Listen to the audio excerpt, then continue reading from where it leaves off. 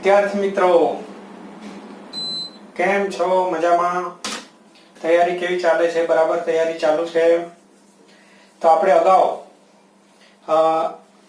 પાંચેક video lecture already મૂકી દીધા છે અને ઘણા બધા મિત્રો છે એની સરસ એવી તૈયારી કરવા લાગ્યા છે. તો ખૂબ સારી વાત છે. જોરદાર તૈયારી કરવાની છે.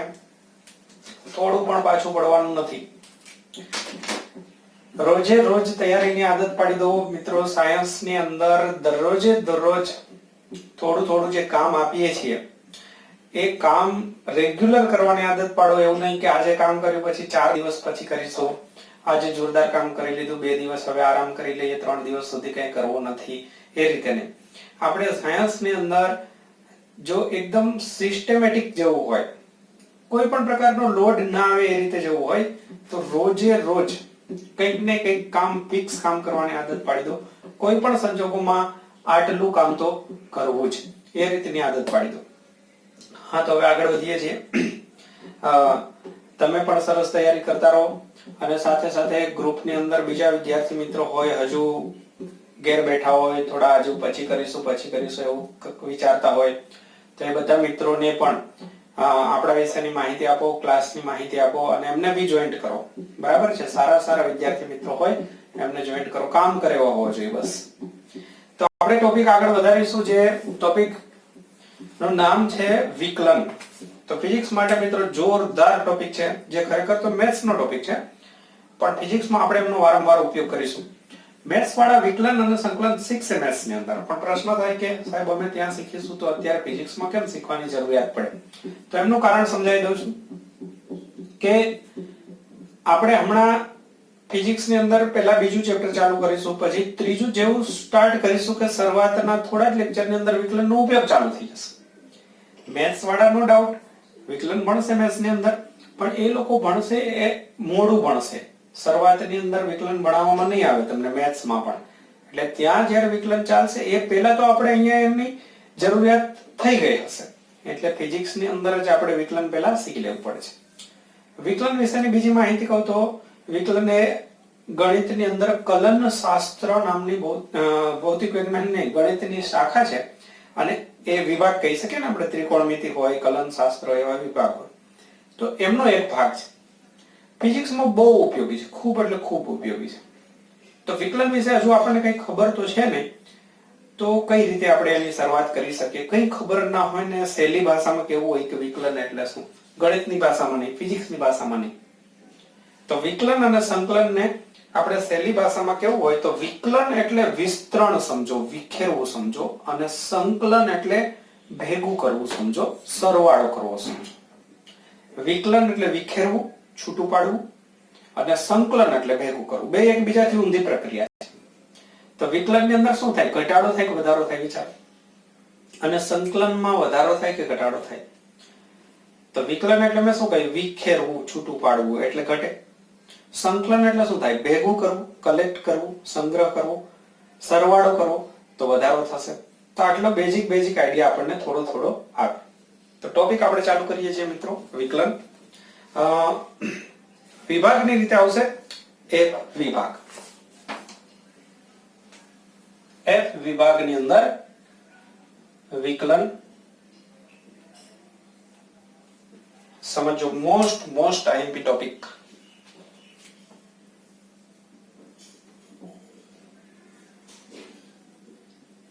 શું લખ્યું છે મેં? મસ્ત આઈએમપી. શું વાંચીશું આપણે એમને? મસ્ત આઈએમપી ટોપિક વિકલન. વિકલન એટલે આપણે સહેલી ભાષામાં કહ્યું કે વિસ્તરણ જેવું કહી શકો, વિખેરવું, છૂટું પાડવું. વ્યવહારિક શબ્દો ખાલી લીધા છે સમજવા માટે, લખવા માટે નથી. ઓકે. વિકલન એટલે એક બીજું ફેરફારનો દર.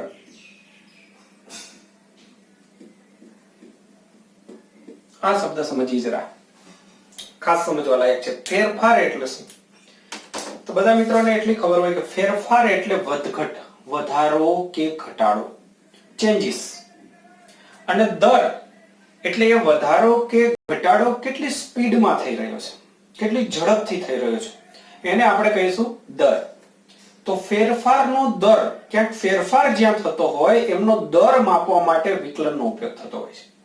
તો ધીમે ધીમે આપણે ચેપ્ટરમાં જ્યારે આવશે ત્યારે એક્ઝેક્ટલી ખબર પડશે. અત્યારે આપણે એમના નિયમો શીખીશું.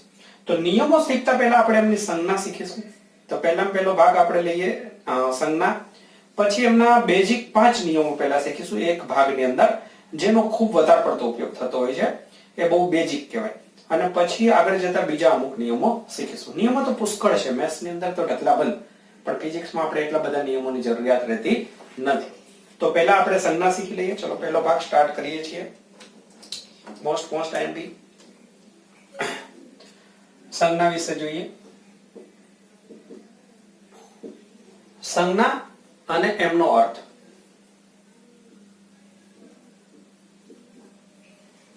તો જો દાખલા તરીકે મેં અહીંયા લખ્યું a, અહીંયા લખ્યું l.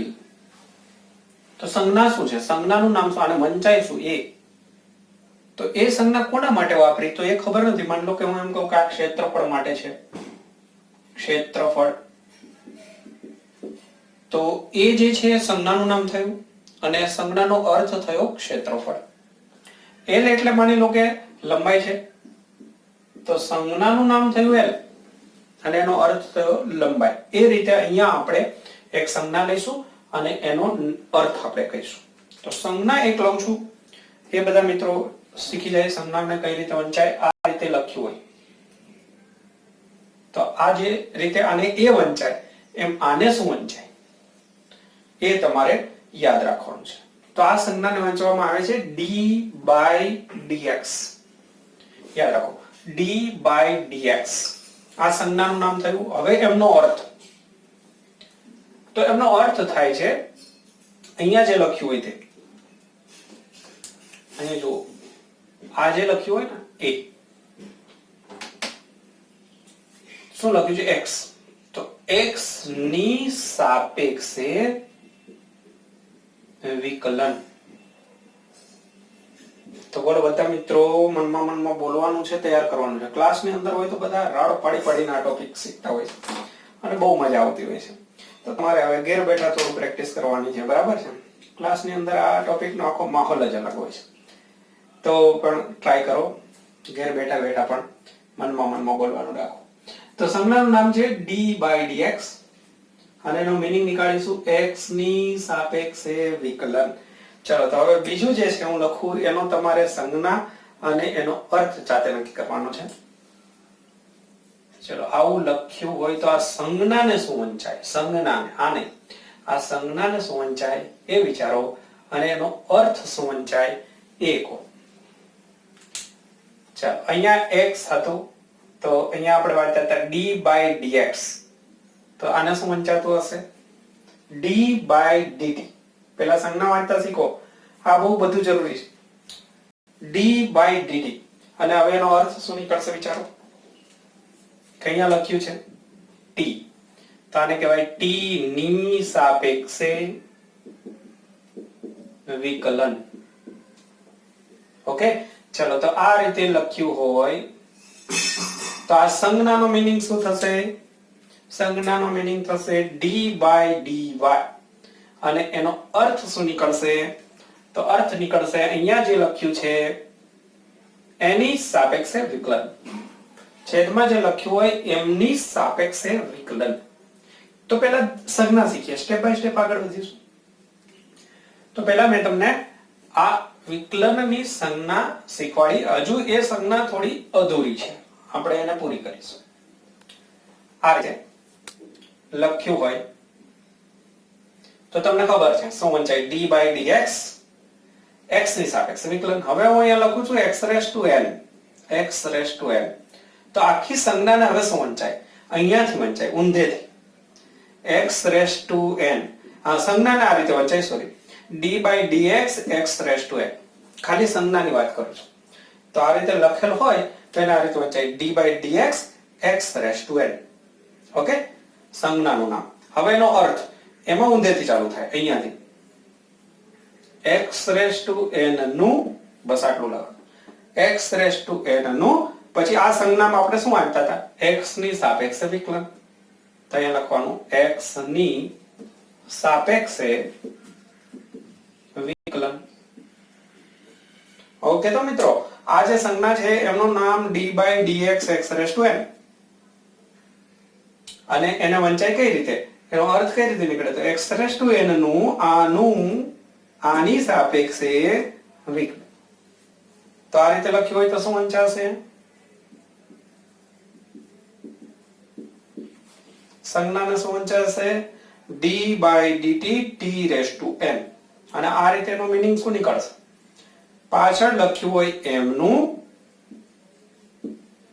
અહીંયા જે લખ્યું હોય એમની સાપેક્ષે વિકલન. તો મિત્રો પહેલા સંજ્ઞા બાકી કરી લો. પહેલા ભાગની અંદર સંજ્ઞાને જબરજસ્ત તૈયાર કરી દો અને હવે આ સંજ્ઞાને ટૂંકમાં આગળ જતા બહુ પ્રેક્ટિસ થઈ જાય અને બહુ સ્પષ્ટતા ના હોય ત્યારે ટૂંકમાં કઈ રીતે વંચાય કહું. આવું લખેલું હોય એટલે ખાલી આપણે આટલું જ વાંચીએ છીએ. ધ્યાન દેજો. તમને પૂછાય કોનું વિકલન, પ્રશ્ન પૂછાય આવું લખ્યું હોય કોનું વિકલન કરવાનું છે, તમારે કહેવાનું x⁻n નું. બસ x⁻n નું વિકલન. આટલું ક્યારેક આપણે બોલતા નથી. ખરી જરૂરી છે પણ પછી બહુ રૂટીનમાં આવી જાય પછી નથી બોલતા. આની અંદર હું તમને કોનું વિકલન કરવાનું એટલે તમારે કહેવાનું t⁻n નું. સર તમારે એટલું કહી દેવાનું t⁻n નું વિકલન કરવાનું છે.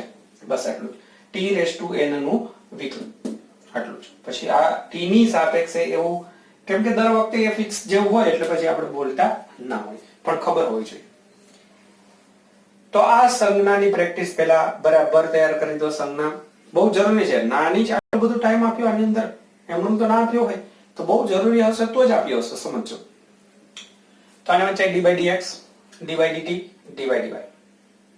x ની સાપેક્ષે વિકલન, t ની સાપેક્ષે વિકલન, y ની સાપેક્ષે વિકલન.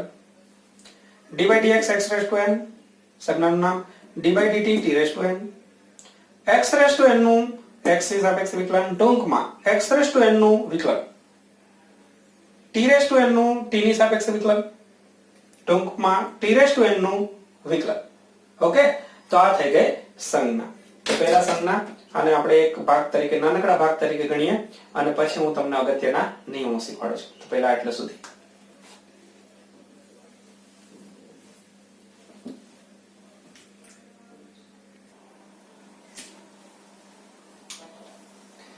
ઓકે તો બાળકો હવે આપણે વિકલનના નિયમો ચાલુ કરવા જઈ રહ્યા છીએ. તો વિકલનના નિયમો ચાલુ કરતા પહેલા આપણે બે શબ્દને એકદમ સ્પષ્ટ કરીશું અને પછી એમના નિયમો જોઈશું. તો બે શબ્દ જે છે અત્યારે તમારા માટે નવા હોય તો આ બે શબ્દ છે ચલ અને અચળ.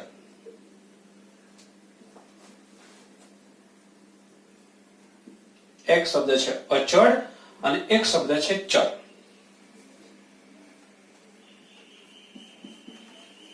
બે શબ્દો છે તમારી સામે. અચળ અથવા બીજો શબ્દ વપરાય છે એમના માટે અચળ, અચળ, અચલ અને બીજો એક શબ્દ છે ચલ. અચળ એટલે જેની અંદર કોઈ ફેરફાર નથી થતો, બદલાતું નથી, એમને આપણે અચળ કહીશું. અચળ એટલે જેમાં કોઈ ફેરફાર નથી થતો, બદલાતું નથી, ચેન્જ નથી થતો, નો ચેન્જ.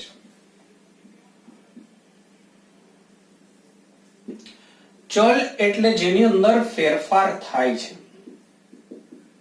જે વસ્તુ બદલાય છે, જેની અંદર ચેન્જીસ થાય છે,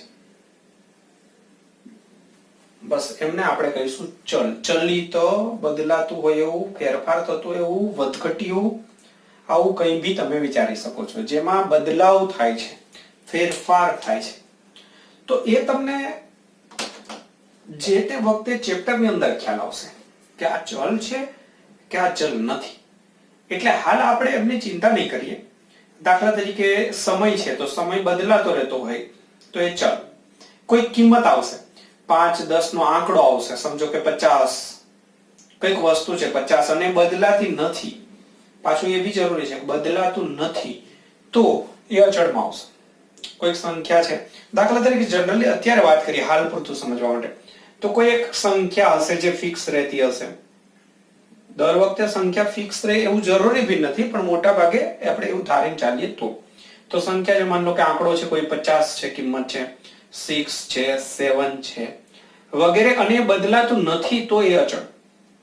અહીંયા આપણે જનરલી સમય લેતા હોય, સમય તો તમને ખ્યાલ છે કે બદલાતો રહેતો હોય, પછી સાથે સાથે અંતર લેતા હોય, અંતર બદલાતું બી હોય ના બી બદલાતું હોય, કોઈ વસ્તુ એમનેમ સ્થિર ને સ્થિર હોય તો નાય બદલાતું હોય.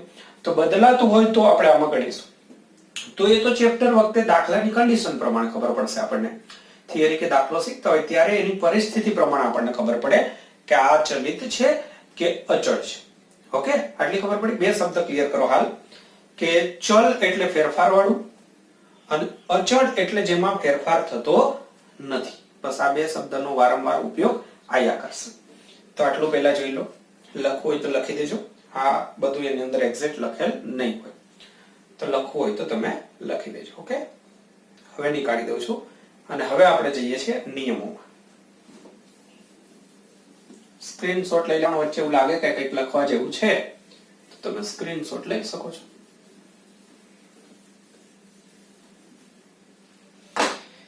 તો બાળકો તૈયાર થઈ જાઓ. વિકલનનો પહેલો નિયમો. હવે નિયમો જોઈએ છીએ આપણે.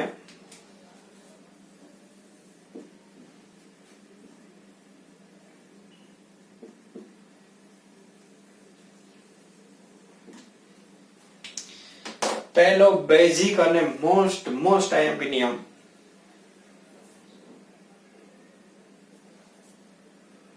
ચાલો તો કોક આ સંજ્ઞાનું નામ શું? d/dx. આ આખી સંજ્ઞાનું નામ શું? d/dx x⁻n. સંજ્ઞાનો મીનિંગ શું? x⁻n નું x ની સાપેક્ષે વિકલન. ટૂંકમાં શું કહેવાય? x⁻n નું વિકલન. ફરીથી ટૂંકમાં શું કહેવાય? x⁻n નું વિકલન કરવું છે. કર્યું નથી, વિકલન કરવાનું છે તો એમના માટે નિયમો જોઈએ. તો બસ એમનો પહેલો નિયમ આ રીતનો છે.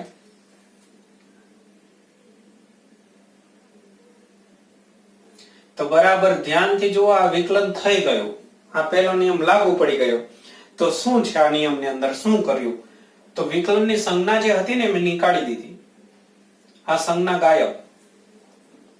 કેમ? તો કે વિકલન થઈ ગયું એટલે સંજ્ઞા જતી રહી. તો વિકલન શું થયું? આની અંદર શું થયું? તો ધ્યાનથી જુઓ. આપણે કોનું વિકલન કરવાનું હતું? x⁻n નું, x ની n ઘાતનું. તો મેં વિકલનમાં શું કર્યું? જે ઘાત હતી ને એ ઘાત સારી નહીં એટલે આપણે ઘાતના આઘાતમાંથી બચવા માટે ઘાતને પહેલા નીચે બેસાડી દીધી. તો પહેલા શું કર્યું? જે ઘાત હતી એ ઘાતને નીચે બેસાડી દીધી. જો નીચે એટલે બહુ નીચે નહીં, છેદ સુધી નહીં, ખાલી બાજુમાં બેસાડવાની. તો ઘાતને અહીંયા બાજુમાં લાવી દીધી અને ઘાત જે છે એ સારી નહીં એટલે ઘાત એક ઓછી કરી નાખી, -1 કરી. જો જે ઘાત હતી એમાંથી એક ઓછું કરી દીધું. તો આ નિયમ થયો. ઓછું થયું. મેં શું કહ્યું? વિકલનમાં ઘટાડો થાય, સંકલનમાં વધારો થશે. તો અહીંયા ઓછું કરવાની વાત આવી. તો થોડોક અંદાજ આવ્યો કે આમાં ઘટશે. હા, તો આને આપણે એવું યાદ રાખીશું કે ઘાતને જો નીચે ઉતારી ને એક ઘાત ઘટાડી. તો આપણે આ જ રીતે યાદ રાખીશું. ક્લાસની અંદર બધા મિત્રો આ રીતે યાદ રાખતા હોય છે અને રાડો પાડી પાડીને બોલતા હોય છે. આ યાદ રાખો એક જોરદાર હિન્દીની અંદર.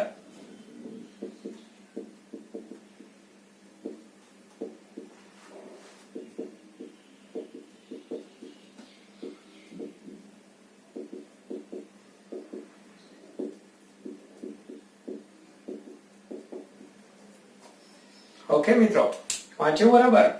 घात को नीचे उतारने का અને એક ઘાત ઘટાડને का याद રાખી લો બધા. આમ જ યાદ રાખવાનું છે. घात को नीचे उतारने का અને एक घात घटाड़ने का अथवा माइनस करने का. एक घात -1 करने का. घात को नीचे उतारने का, एक घात ઘટાડને का. યાદ રાખી લો. બ્રહ્માસ્ત્ર છે આ વિકલનનો મેઇન નિયમ છે. નાનકડો દેખાય પણ જોરદાર નિયમ છે. तो શું યાદ રાખીશું? વિકલનનો પહેલો નિયમ घात को नीचे उतारने का और एक घात घटाड़ने का. बस तो આ નિયમ.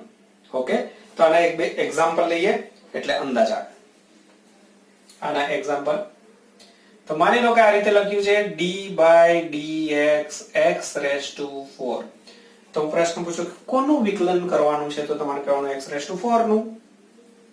કોની સાપેક્ષે? x ની સાપેક્ષે. હવે સાપેક્ષ નહીં બોલીએ આપણે, એવું જ લઈશું આ જનરલી કે એમાં x અને x હોય.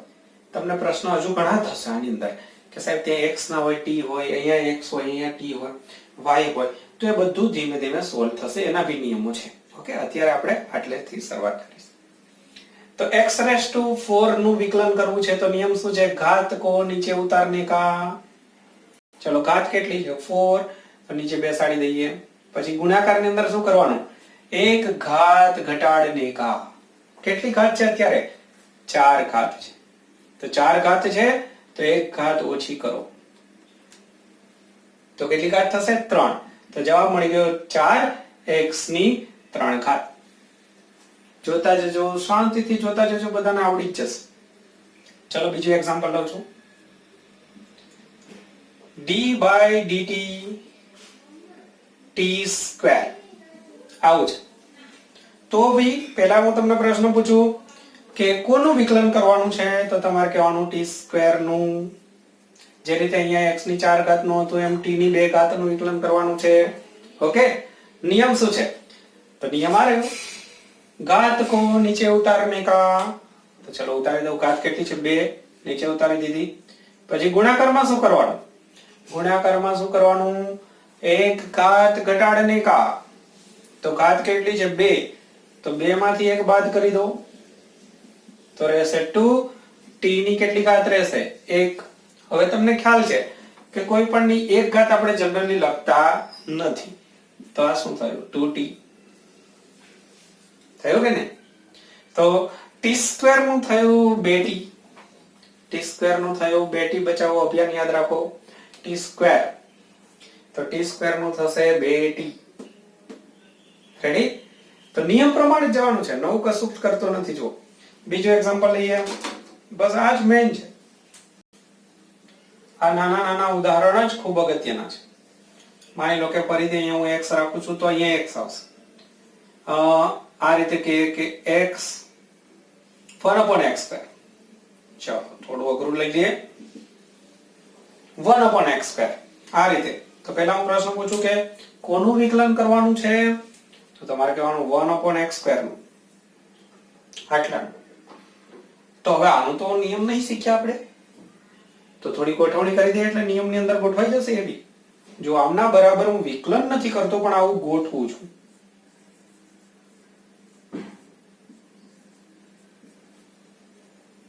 આ x ની 2 ઘાત હતી, છેદમાં હતી, તો ઉપર જાય એટલે -2 ઘાત થઈ જાય. આ તમને ખ્યાલ હશે. ઓકે, એવી અપેક્ષા રાખું છું. પણ નહીં ખ્યાલ હોય એવું થોડી છે. તો અહીંયા પ્લસ હોય તો માઈનસ થઈ જાય, માઈનસ હોય તો પ્લસ થઈ જાય. તો હવે હું તમને પૂછું ફરીથી કે આ વિકલન થઈ ગયું? તો ના, કશું થયું નથી હજુ. વિકલન હજુ આ વિકલન બાકી જ છે. જો આટલાનું.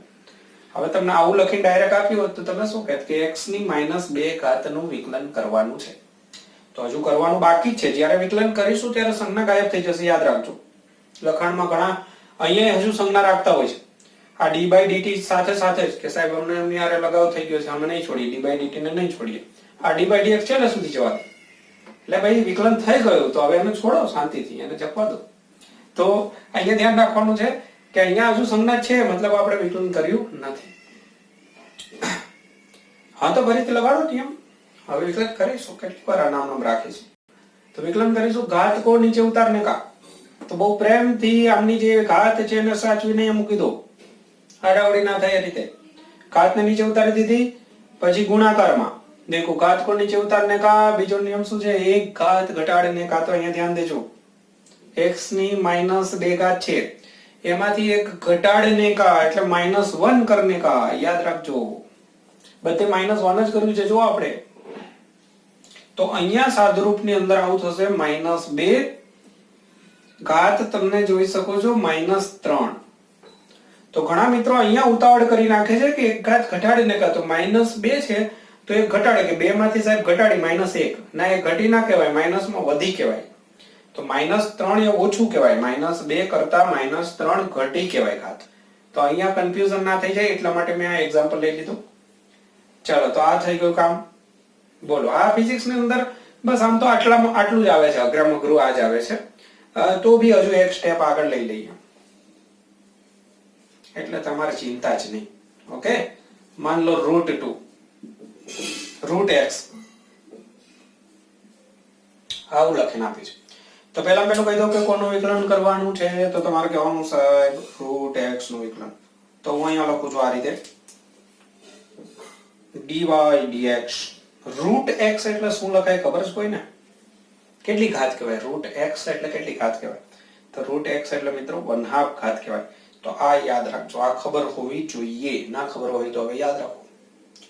તો હવે આ વિકલન થઈ ગયું કે નથી થયું? નથી થયું. હજુ તો મેં આનું ખાલી સાદુરૂપ આપ્યું, વિકલન નહીં કર્યું. વિકલનની સંજ્ઞા છે, હવે વિકલન કરીશ. ચલો, તો હવે વિકલન કરવાનું છે. કોનું વિકલન કરવાનું? આટલાનું. તો ફરીથી નિયમ, ઘાત को नीचे उतारने का. तो અહીંયા ઘાત કેટલી છે? 1/2. તો 1/2 ને આપણે અહીંયા સાચવીને મૂકી દેવાની. પછી ગુણાકારમાં એક ઘાત ઘટાડવાની. તો 1/2 છે, એમાંથી એક ઓછી કરવાની. બોલો, ખબર પડે? જોજો બરાબર. લાસ્ટ અઘરામાં અઘરું લેવલ પૂરું થઈ ગયું. રૂટ એક્સ છે, તો મેં 1/2 ઘાત કરી. હવે વિકલનનો નિયમ લગાડ્યો, ઘાત को नीचे उतारने का एक घात माइनस करने का. હવે થોડી ગોઠવણી કરીશું. 1/2 ના 1/2. હવે આનું સાદુરૂપ આપીશ. તો અહીંયા લસા લેતા આવડવું જોઈએ. આ 2 અહીંયા જાય તો 1 - 2 અહીંયા ગુણાકાર થાય. 1 - 2 એટલે -1 અને ભાગાકારની અંદર 2.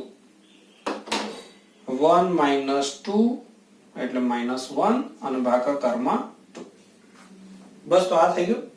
આટલા સુધી બી ચાલે, અથવા થોડુંક હજી ગોઠવણી કદાચ કરવી હોય તો આ રીતે બી થાય. જો 1/2 ના 1/2. પછી આ માઇનસ ઘાત છે, નીચે લઈ જાવ તો પ્લસ થઈ જાય. x ની પ્લસ 1/2 થઈ જાય. થશે આ રીતે? તો બરાબર ધ્યાનથી જુઓ. અહીંયા અંશની અંદર 1 × 1 એટલે 1 રહ્યું. છેદની અંદર રહ્યું 2 અને x ની 1/2 ઘાત 2 અને x ની 1/2 ઘાત ને ફરીથી હું રૂટ x લખું હોય તો લખી શકું, કેમ કે રૂટ x હોય તો x ની 1/2 ઘાત, તો x ની 1/2 ઘાત એટલે ફરીથી રૂટ. બસ, તો જવાબ આવ્યો. રૂટ x નું થયું 1/2 રૂટ x. આવું સાદુરૂપ આપતા આપતા થાય.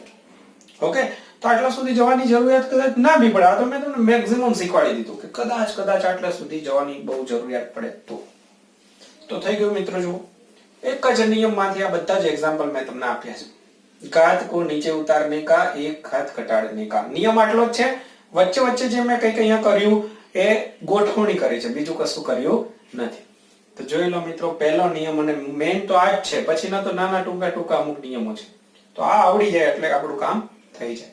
તો ચલો ચેક કરી લો. આટલે સુધી હું રાખું છું. ઓકે, પોઝ કરીને લખવું હોય તો લખી દેજો બધા મિત્રો.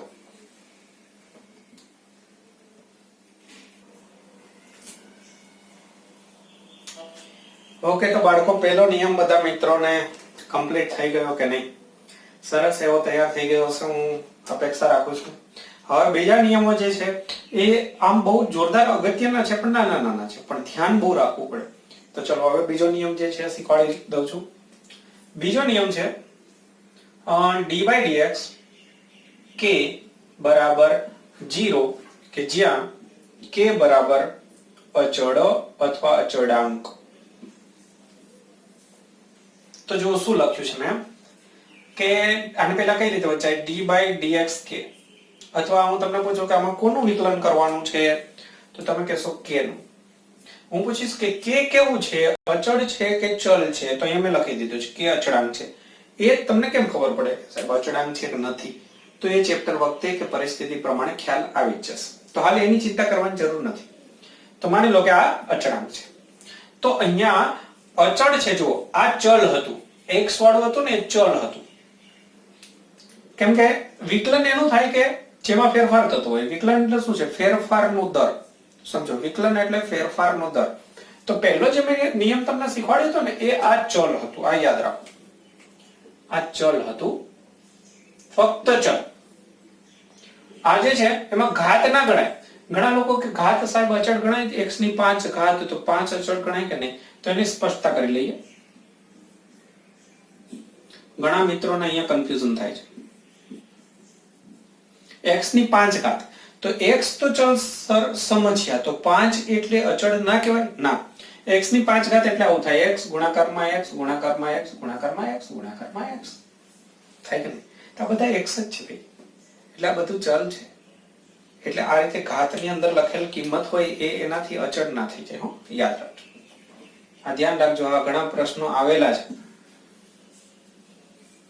હા, આ ચલ છે, આખું આ જે ચલ છે અને આ જે છે અચળ છે. અહીંયા ફક્ત ચલ છે, અહીંયા ફક્ત અચળ છે. તો નિયમ યાદ રાખી લો, ફક્ત અચળ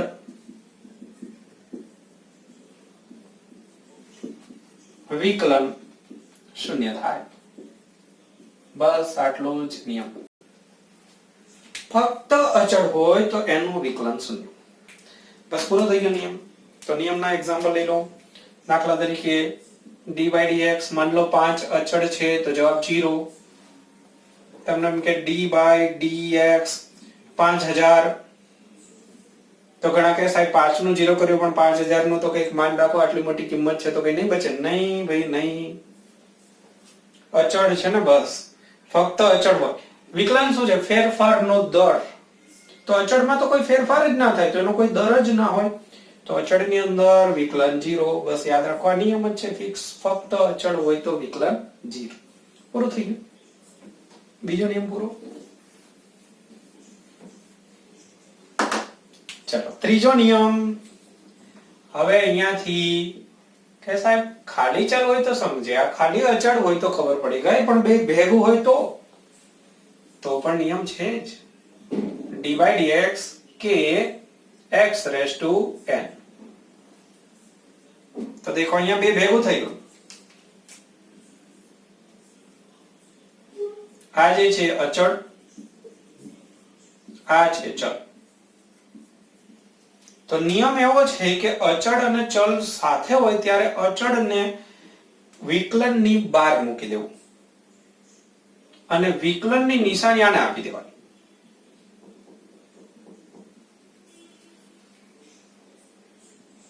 તો નિયમ આવો બન્યો, ચલ અને અચળ, ચચળ ને, ચલ અને અચળ સાથે હોય ત્યારે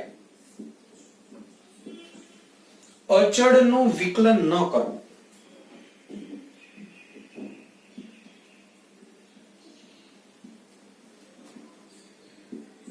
અને ચલનું નિયમ પ્રમાણે વિકલન કરો. તો દેખો મિત્રો, બહુ અગત્યનો નિયમ છે કે જ્યારે ચલ અને અચળ ભેગા થઈ જાય ત્યારે અચળને કઈ હળી કરવાની નહીં. અચળને કોઈ હળી કરવાની નહીં અને શાંતિથી વિકલનની બહાર મૂકી દેવાનું કે તું અહીંયા શાંતિથી બેસ, તને અમે કઈ છેડખાની કરીશું નહીં, તને કોઈ હેરાન અમે કરીશું નહીં, અને વિકલન આપી દેવાનું ચલને. બસ પછી શું? તો પછી તો જે નિયમ આગળ પહેલો નિયમ હતો એ જ, પહેલા નિયમ પ્રમાણે જ કામ કરવાનું ને, આને અહીંયા પડ્યું રહેવા દેવાનું. પછી આટલાનું તો આવડતું જ તું, પહેલો જ નિયમ હતો એ, ઘાત કો નીચે ઉતારને કા, એક ઘાત ઘટાડને કા, એ તો પછી જે હતું એમને જ આગળ વધવાનું. ખાલી આપણે એટલું ધ્યાન રાખવાનું કે અચળને કોઈ પણ પ્રકારની છેડખાની કરવી નહીં, એને વિકલનની બહાર મૂકી દેવાનું, બસ શાંતિથી એને જપવા દેવાનું. બસ આટલો જ નિયમ છે. પહેલો નિયમ શું હતો? ફક્ત ચલ હોય તો, ફક્ત ચલ હોય તો. બીજો નિયમ ફક્ત અચળ હોય તો. અને ત્રીજો નિયમ ચલ અચળ ભેગા થઈ જાય તો. જો ફક્ત અચળ હોય તો 0, યાદ રાખજો. પણ ચલ અને અચળ ભેગા હોય તો અચળનું 0 ના કરવું, નહીંતર આખા પદને 0 કરી નાખશે. તો અચળને એમનો પડ્યું રહેવા દેવાનું અને ચલનું વિકલન કરવાનું પહેલા નિયમ પ્રમાણે. આ થઈ ગયો આપણો ત્રીજો અને બહુ અગત્યનો નિયમ. ચલો એના એક બે એક્ઝામ્પલ લઈ લઈએ. આનું એક્ઝામ્પલ માં આ રીતે લખ્યું હોય, d/dx 5x raised to 4. તો બહુ અગત્યનું યાદ રાખજો. આ શું કહેવાય? આ શું કહેવાય? આને કહેવાય અચળ, આને કહીશું ચલ. તો નિયમ પ્રમાણે પહેલા શું કરવાનું કે આખી અચળ હતું તો કે એને બહાર નીકાળી દે. તો 5 અચળ છે તો 5 ને બહાર નીકાળી દઈએ, d/dx આપી દઈએ ચલને. d/dx આપણે આને આપી દીધું, ચલ છે જ એને. પછી નિયમ પ્રમાણે આગળ વધો, 5 એમનેમ જ, એને કંઈ કરવાનું જ નહીં. હવે અહીંયા નિયમ લગાડવાનો. પહેલો નિયમ શું છે? આ ગુણાકારમાં કહેવાય. घात को नीचे उतारने का, 4 घात छे ने नीचे उतारो અને 1 घात घटाडो, घात को नीचे उतारने का, 1 घात घटाड़ने का। तो 4 घात छे तो एमांथी एक बात કરી દઉં છું એટલે ડાયરેક્ટ ખબર પડે 4 - 1 કર્યું 3, બસ પૂરું થઈ ગયું। થોડું સાદુરૂપ આપી દેવાનું, 5 4 20। બોલો ક્લિયર? ચલો બીજો એક એક્ઝામ્પલ લઈ લઈએ। d by dx 2t। Okay, તો બરાબર ધ્યાન દેજો કે આ અચળ છે, આ ચલ છે। હજુ એક નિયમ બાકી છે એટલે t નહીં રાખીએ અને પછી નિયમમાં લઈશું। અહીંયા માન લો કે 2 રાખો, તો આ અચળ અચળ, તો ફરીથી અચળને બહાર નીકાળી દેવાનું। d by dx ની સંજ્ઞા અહીંયા t નહીં રાખીએ, અહીંયા સરખું સરખું આ નિયમ બી બાકી છે, x રાખું છું। તો 2 ને બહાર નીકાળી દઈએ, d by dx x ની 2 ઘાત ને આપી દઈએ, તો ફરીથી 2 અચળ, x ની 2 घात में नियम लगाड़ो, घात को नीचे उतारने का, 1 घात घटाड़ने का। आटलाનું મેં વિકલન કર્યું, પહેલો નિયમ લગાડ્યો, ઘાત ને નીચે ઉતારી દીધી અને 1 ઘાત માઈનસ કરી, 2 માંથી 1 ઓછી કરી એટલે 1, તો 2 અને 2 4 અને 1 ઘાત આપણે લખતા નથી એટલે 4x। બોલો થઈ ગયું? અહીંયા ઘણા મિત્રો ઉતાવળ કરે છે એક કે અહીંયા ગુણાકાર કરી નાખે છે। જુઓ આ એમનો જ અચળ, પછી અહીંયા ઘાતને નીચે ઉતાર્યું એટલે 5 4 20 અને 1 ઘાત ઘટાડવી એટલે સીધો જવાબ આવી જાય, પણ આવું નથી કરવાનું। ક્યારેક ક્યારેક પ્રોબ્લેમ થાય છે, ભૂલ થાય છે, તો હું શીખવાડું છું એ જ પેટર્નમાં જવાનું છે તમારે, કોઈ ભૂલ જ ના થાય, આગળ જતા કોઈ કન્ફ્યુઝન નહીં, કોઈ ભૂલ નહીં। તો હું જે પેટર્ન કહું એ જ રીતે જવાબ, એટલે આપણા વિદ્યાર્થીઓ કોઈ નાની ભૂલ પણ ના કરીને આવે। ઓકે, ફરીથી અચળ પડ્યું રહેવા દેવાનું જે તે સ્થાને અને ચલનું વિકલન, બસ આટલું જ કરવાનું, ઉતાવળ નહીં કરવાનું, નહીંતર નાની ભૂલ બહુ મુશ્કેલ થઈ જશે, બહુ મોંઘી પડી જશે। કેમ કે એમસીક્યુ માં તમને ખબર છે કે એક નાની ભૂલ હોય અને એનો સાદરૂપની અંદર છેલ્લે જવાબ ખોટો આવ્યો તો તમારો ટોટલી 0 ગણાશે માર્ક્સ। એવું નહીં કે રીતના માર્ક્સ ગણાશે, બોર્ડની એક્ઝામમાં લખાણમાં રીતના માર્ક્સ ગણાશે, પણ એમસીક્યુ વાળી એક્ઝામ બધી આપવાની છે આપણે, તો એની અંદર ખાસ યાદ રાખો કે આવી નાની ભૂલને પણ કોઈ અવકાશ હોવો જોઈએ નહીં। તો જે પેટર્ન કહું છું એ પ્રમાણિત છે। તો મિત્રો થઈ ગયો ત્રીજો અને અગત્યનો નિયમ, નીકાળી દઉં છું એક્ઝામ્પલ, સ્ક્રીનશોટ લઈને લખવા હોય તો લખી દેજો। ઓકે,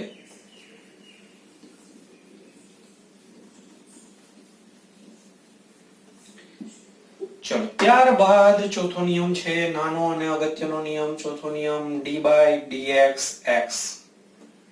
હમણાં પેલો એક કેન્સલ કર્યો હતો ને એટલા માટે આ નિયમ બાકી હતો। આમ તો પહેલા નિયમનો જ ભાગ છે પણ આપણે એક સ્પેશિયલ નિયમ તરીકે રાખ્યો છે। આને શું અંજાય કો, કોનું વિકલન x નું, કોની સાપેક્ષે x ની સાપેક્ષે, બસ તો જવાબ આવે 1। યાદ રાખી લો, જવાબ આવે 1। આ નિયમ પ્રમાણે છે, સાદુરૂપ આપો 1 ઘાત હોય, ચલો હું સમજાવી દઉં, d by dx x ની 1 ઘાત કહેવાય। નિયમ प्रमाणे जाओ तो घात को नीचे उतारने का, 1 घात घटाड़ने का, तो 1 घात घटाड़ो એટલે અહીંયા 0 ઘાત થાય, અને તમને ખબર હશે કોઈ પણની 0 ઘાત એટલે 1 થાય, 0 ના થાય મિત્રો, કોઈ પણની 0 ઘાત એટલે 1 થાય, આ યાદ રાખજો પાછું। તો જવાબ આવી ગયો 1। તો આ નિયમનો જ ભાગ છે પણ આપણે હવે ડાયરેક્ટ યાદ રાખીશું, દર વખતે આવું કરવા નહીં જઈએ, એટલે એક નિયમ બનાવી દીધો, નીકાળી દઉં છું। તો જો x નું x ની સાપેક્ષે 1, નિયમ જ આ રીતે યાદ રાખો, x નું x ની સાપેક્ષે વિકલન 1 થાય।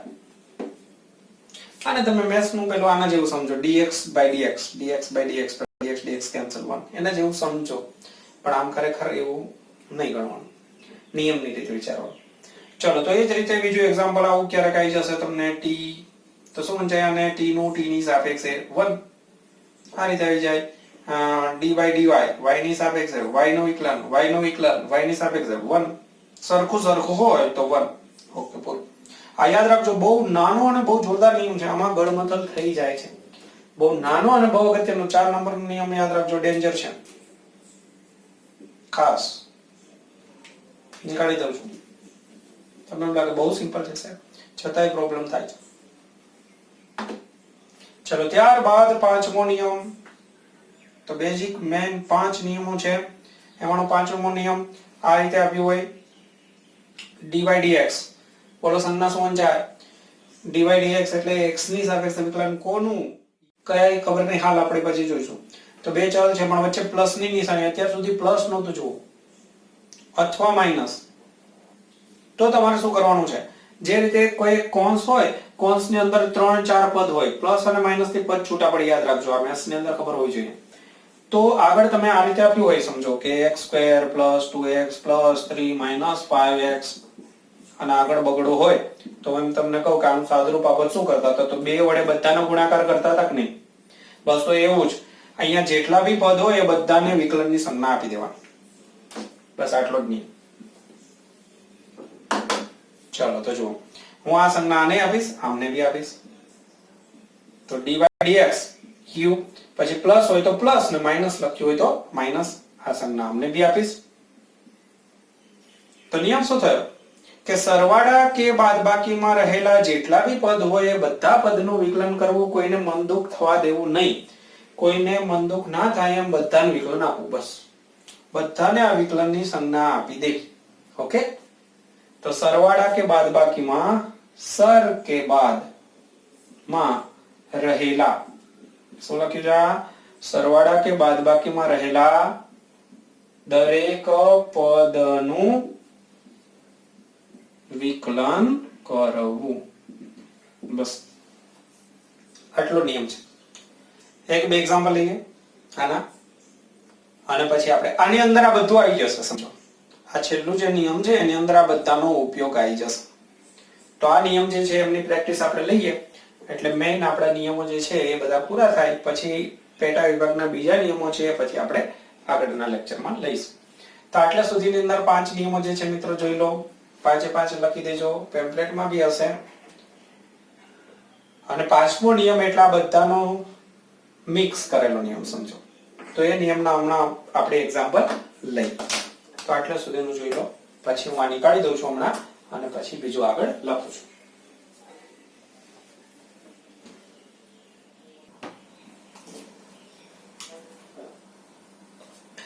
ઓકે તો બાળકો જોઈ લીધા નિયમો 5 હવે પાંચમા નિયમની થોડી પ્રેક્ટિસ અને પછી તમને આ વિડિયો પૂરો કરી અને છેલ્લે તમને એક્સરસાઇઝ ઘેર હોમવર્ક માટે આપી દઈશ તો પાંચમો નિયમ જે છે એમની પ્રેક્ટિસ કરી લઈએ પહેલા નિયમો જે ફટાફટ અહીંયા લખી દઉં તો પહેલો નિયમ હતો dy dx x raised to n तो एनो થાય घात को नीचे उतारने का एक घात घटाड़ने का चलो बीजो नियम फक्त अचल होय तो 0 dy dx के જ્યાં k અચળ હોય તો 0 ત્રીજો નિયમ ચલ અચલ ભેગું થઈ જાય તો dy dx k x raised to n તો એમાં k ને બહાર નીકાળી દો dy dx આપી દો x raised to n ને ચોથો નિયમ x નું x ની સાપેક્ષે 1 t બી સંજ્ઞા બધે x હોય કે t સંજ્ઞા બી હોઈ શકે છે y બી હોઈ શકે છે અને પાંચમો નિયમ dy dx u plus or minus v is equal to dy dx u plus or minus dy dx v તો બસ આ નિયમની ચર્ચા કરી લઈએ આપણે બધા નિયમો તમારી સામે ટૂંકમાં સામે રાખ્યા છે તો માની લો કે આપણે એક એક્ઝામ્પલ લઈએ આ રીતે આપ્યું હોય d by dx 5x² minus 4x plus चलो आ रीते करिए 2x minus 8 तो આમાં બધું જ આવી ગયું મિત્રો તો ચલો બરાબર ધ્યાન દીધી હવે અહીંયા ઘણા મિત્રોને પ્રોબ્લેમ થાય છે એટલે જે આ સમજાવું છું એમાં ધ્યાન દેશો તમારે વિકલનમાં કોઈ પ્રોબ્લેમ જ નહીં આવે પહેલા તમને આ ખબર પડી જોઈએ કે અહીંયાથી આટલા પદ છૂટા પડે છે આ સમજો આટલા પદ થયા જ્યાંથી પ્લસ કે માઈનસ આવે ને ત્યાં એક પદ છૂટું પડી જાય ગુણાકારથી ના છૂટું પડે પ્લસ કે માઈનસ થી તો અહીંયા સરવાળા થયા છે કાં તો બાદબાકી થયા છે એટલે નિયમ લાગુ પડશે કે સરવાળા કે બાદબાકી હોય તો દરેકે દરેક પદને વિકલન આપવું તો આ નિયમ લગાડીશું આપણે કેટલા પદ છે જો 1 2 3 4 તો ચારે ચાર પદને વિકલનની સંજ્ઞા આપી દો પહેલા પહેલું કામ કરો તો dy dx આપો પહેલા પદને પછી માઈનસ dy dx આપું છું 4x² ને પછી plus dy dx 2x minus D by DX 8. હવે તમે સમજો કે આ ચાર દાખલા થઈ ગયા, ચાર દાખલા જોઈન્ટ થઈ ગયા. બસ એટલું જ વિચારવાનું છે કે આ એક દાખલો છે તો આટલાનું તો આપણે શીખી ગયા, આ બીજો દાખલો, આ ત્રીજો, ના ચોથો, બસ એવું જ થઈ ગયું. તો જુઓ હવે આગળ વધીએ. અહીંયા આ એક દાખલો સમજો, બાકીનું બધું ભૂલી જવાનું. આ દાખલાની અંદર તમને બે વસ્તુ પાછી દેખાશે, આ અચળ અને આ ચલ, એટલે આ નિયમ લાગુ પડશે. 3 નંબરનો નિયમ. અચળ અને ચલ હોય તો શું કરવાનું હતું? અચળ ને વિકલનની બહાર, તો જો 5 ને હું બહાર નીકાળી દઉં છું, ડી બાય ડીએક્સ આપી દઈશું ચલને, પછી માઇનસ ના માઇનસ, અહીંયા બી એવું જ છે, 4 12 અને ડી બાય ડીએક્સ થઈ જશે x², પછી પ્લસ ના પ્લસ, ફરીથી 2 12 અને ડી બાય ડીએક્સ આપી દઈશું x ને, પછી માઇનસ, અહીંયા જુઓ ફક્ત અચળ, આ નિયમ લાગુ પડશે, આ નજીક વાળો છે તો ફક્ત અચળ હોય તો 0, બસ પૂરું થયું આટલા સુધી. આ પદ જે છે એ શરૂઆતમાં લખવાનું, પછી બહુ પ્રેક્ટિસ થઈ જાય પછી આને લખવાની જરૂરિયાત નથી રહેતી. ઓકે, હવે આપણે આગળ વધીએ. ચલો, બરાબર ના બરાબર, 5 આપણે અચળ હતું બહાર નીકાળી દીધું, કોઈ છેડખાની કરવી નહીં. હવે આટલાને નિયમ લગાડવાનું છે. તો શું નિયમ છે? घात को नीचे उतारने का, एक घात घटाड़ने का. થઈ ગયું? ઘાત ને નીચે ઉતારી, એક ઘાત ઘટાડી દીધી, પછી -4 ને કોઈ ફેરફાર નહીં, પછી આપણે આટલાનું વિકલન કરવાનું છે. વિકલન કરશો એટલે ડી બાય ડીએક્સ ની નિશાની જતી રહેશે, યાદ રાખજો. તો ફરીથી घात को नीचे उतारने का, એમનેમ જ घात को नीचे उतारने का, एक घात माइनस करने का, तो કેટલી બચે? 1. પછી +2 એમનેમ જ. અહીંયા ઘણા કઈક ગળમથલ કરી નાખે છે. જો નાનો નિયમ હતો, કયો નિયમ હતો? 4 નંબરનો નિયમ લાગુ પડશે. તો ધ્યાનથી જુઓ, 4 નંબરનો નિયમ છે x નું x ની સાપેક્ષ 1, એટલે આટલું જે છે એનું થશે 1 અને -0. તો દેખો બરાબર આ જવાબ થઈ ગયો. થોડું સાદરૂપ અપાતું હોય, 5 3 15, x ની 2 ઘાત 8 x અને +2. તો આ આપણને મળી ગયો જવાબ. ઓકે મિત્રો, તો જો આ પદ છે શરૂઆતની પ્રેક્ટિસ વખતે રાખવાનું, પછી નીકાળી દેવાનું. જો આ પદ નીકાળી દો છો તો ડાયરેક્ટ ખબર પડે કે નહીં. અચળ એમનેમ જ, અચળ એમનેમ જ, પછી આનું વિકલન, घात को नीचे उतारने का, एक घात घटाने का. થઈ ગયું? પછી જો -4 અચળ એમનેમ જ, x² નું વિકલન કર્યું, 2x, ઘાત નીચે ઉતારી, એક ઘાત ઘટાડી. પછી જો 2 અચળ છે એ 12 અને x નું x ની સાપેક્ષે 1. તો આ રીતે થોડી પ્રેક્ટિસ થાય પછી આપણે આ પદ લખવાની જરૂરિયાત રહેતી નથી. ચલો આ લખી લેજો. હું બીજો એક્ઝામ્પલ આપી દઉં છું. ઓકે, આ નીકાળી દઉં છું.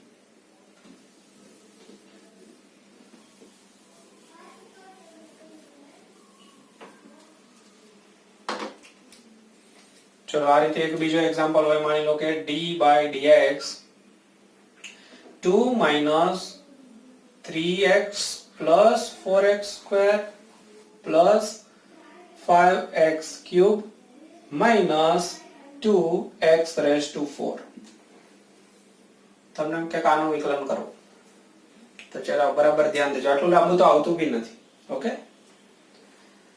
પહેલા શું કરવાનું? સરવાળા બાદબાકીનો નિયમ, 5 નંબરનો નિયમ લાગુ પાડવું. કેટલા પદ દેખાય છે? પદ ગણી લો. 1 2 3 4 5. 5 દાખલા છે, સમજો, નાના નાના. બધાને d બાય dx આપી દો. તો d બાય dx 2, પછી minus d by dx x 3x, sorry. હવે જો થોડી સ્પીડ લાવવી હોય તો તમે આમાં અચળ હોય ને એને બહાર કાઢતા જાઓ, એવું બી કરી શકો છો. આ પદ બી થોડું ઘટાડી શકો છો. આ તો અહીંયા પહેલું પદ એમનેમ જ d બાય dx 2, પછી -3 હું બહાર નીકાળી દઉં, કેમ કે અચળ ને બહાર આપણે ચલને વિકલન આપતા યાદ કરો. તો d બાય dx x, પછી +4 અચળને કોઈ ફેરફાર કરવો નહીં, આ x² ને આપી દેવાનું વિકલાંગ, પછી +5 અચળ x³ ને આપી દેવાનું d/dx,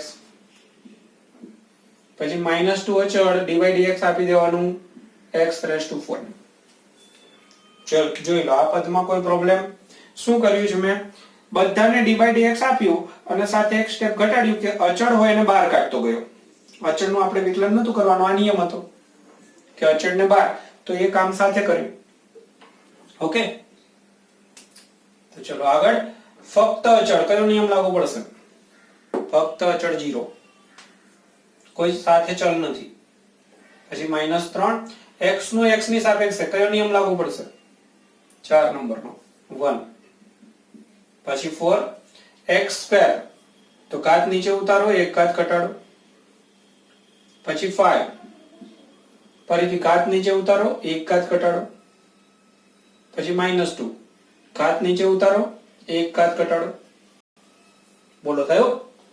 બસ પછી છેલ્લે જે સાદરૂપ આપી શકાતું હોય તે -3 8x 15 x², 8x³. બસ જવાબ થઈ. પદ આમથી આમ ગોઠવાય તો ગોઠવો, બાકી કોઈ જરૂરિયાત નથી. આપણું કામ પૂરું થઈ ગયું. હવે જો થોડી પ્રેક્ટિસ થાય પછી આ સ્ટેપ બી નીકાળ દેવાનું, ડાયરેક્ટ જેમ જેમ પ્રેક્ટિસ થશે તેમ સ્પીડ આવતી જશે. ડાયરેક્ટ જ્યારે આનું વિકલન કરો ત્યારે 2 ફક્ત અચળનું 0, રેડી. પછી -3 અચળ, x નું x ની સાપેક્ષે 1, ધ્યાન દેજો.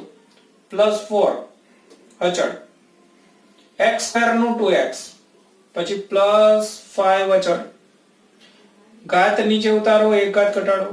પછી -2 અચળ, ઘાત નીચે ઉતારો, એક ઘાત ઘટાડો. તો સીધું જ આ સ્ટેપ. જેમ જેમ સ્પીડ આવતી જાય, પ્રેક્ટિસ થતી જાય તેમ તેમ, પણ કોન્ફિડન્સ આવે પછી ઉતાવળ નહીં કરવાની. નિયમ આપણને ખબર હોવો જોઈએ, નિયમ પ્રમાણે જવું. થોડી પ્રેક્ટિસ વધે પછી જ એમાં આગળ વધવું. ચલો તે રીતે એકાદ એક્ઝામ્પલ લઈ લઉં છું, આ નીકાળી દઉં છું.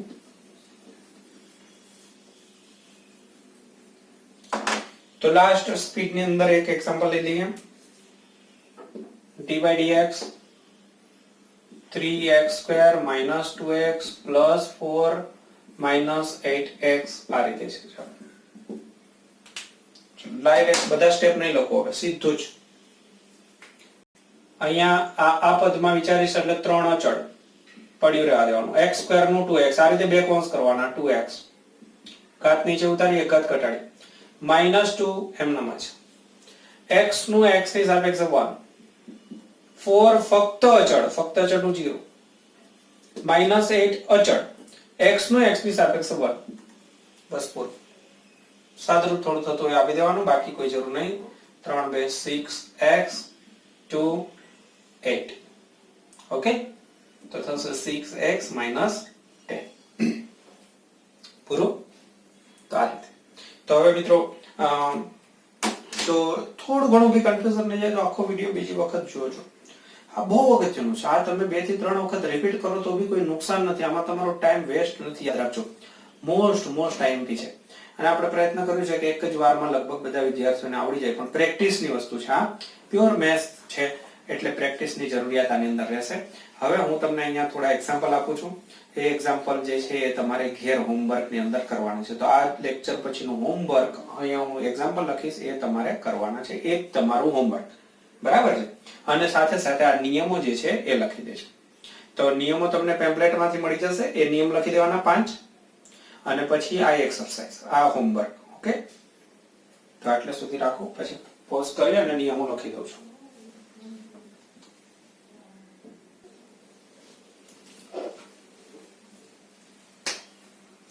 ઓકે, તો બાળકો હવે તમારી સામે મેં પ્રશ્નો રાખ્યા છે. આ બધા પ્રશ્નો છે એ તમારે હોમવર્ક ની અંદર સોલ્વ કરવાના છે. તો હોમવર્ક હું જણાવી દઉં કે હોમવર્ક ની અંદર આ નિયમો જે છે એ તમને પીડીએફ માંથી મળી જશે.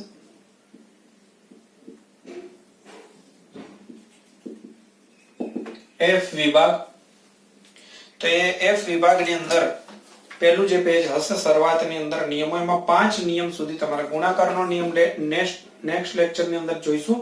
તો 5 નિયમો સુધીના નિયમો એ પેમ્પલેટમાંથી લખવાના છે અને પછી આ બધાની તમારે પ્રેક્ટિસ કરવાની છે. તો જુઓ તમારી સામે રાખ્યું છે મેં, સ્ક્રીનશોટ લઈ લેજો અને પછી એ તમારા હોમવર્કની અંદર જમા કરવાનું છે. ઓકે મિત્રો, ચાલો સ્ક્રીનશોટ માટે ટાઈમ આપું છું, આ સ્ક્રીનશોટ લઈ લેજો.